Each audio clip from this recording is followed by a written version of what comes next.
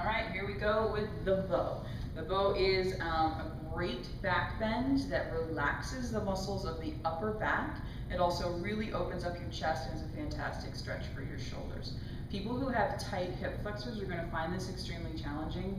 So I generally say do the best you can, or get a strap and wrap it around your feet.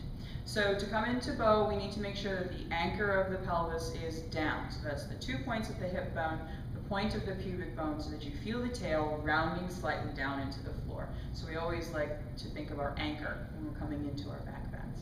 So we'll bend the knees and reach back and grab onto the ankles. If you can't make it to the ankles, you can go for the toes, and you can also do this one leg at a time. You'll notice that she just bent her knees. Didn't flare them out into a V shape, just bent her knees. That's ideal, with the heels coming slightly out into the dimple of the buttock, the dimple, so not right into the sits bone.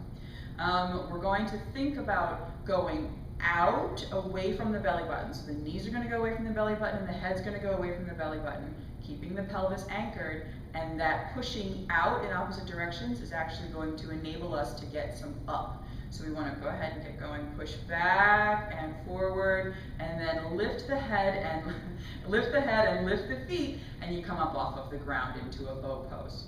So this is a pretty strong back bend. You want to try and feel like the pressure of your feet going backwards is actually separating the pectoral muscles around your ribs. So that gives you a really nice opening through the chest. As she's breathing, you'll notice that she's rocking some. It's fantastic for your digestion and for your navel center. So you can actually decide that you want to rock and kind of get going if you want to, but you don't have to. Sometimes steadiness is best, just allowing the breath to rock you. Good. So, one more time, principles. Always keep the pelvic anchor down. Think about growing long in opposite directions from your navel, so we go out and then up.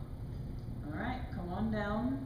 And a good way to rest after this one is just to turn your head to one side and rest on a cheek. Yep, and you can cradle your hands under your head. And that keeps you in a light back bend, because laying flat like this actually is a little bit of a back bend without putting any stress on the back. So that is bow pose. Namaste.